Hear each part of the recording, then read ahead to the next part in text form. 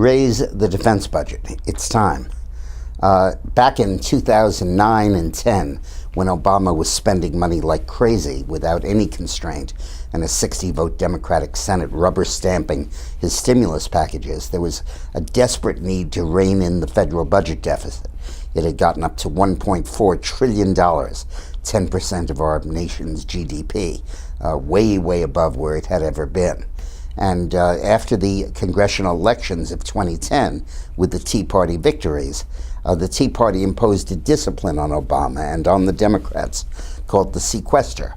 And it said that if there weren't another budget-cutting proposal offered or additional revenues that passed, there would be automatic budget cuts to bring the discretionary spending budget into line with certain maximum ceilings that were legislated. And that's been applied now for 3 years with tremendous, tremendous success. Our budget deficit is now 2.7% of GDP, down from 10%, and below the European target of 3%.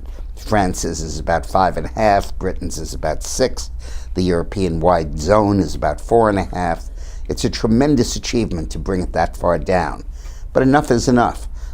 We're facing many new threats in the world, and our military has been severely undermined by sequester. Our manpower is now approaching 500,000 in the Army. That's good enough for, Belgium or something, but not for the United States.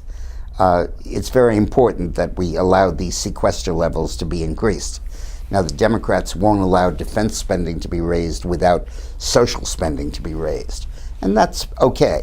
I mean, let's realize the basic fact.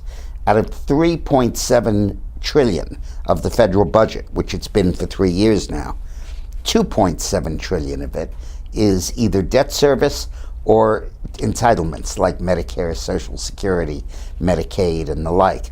Only $1 trillion is spent on actual discretionary programs, half on defense, half on everything else.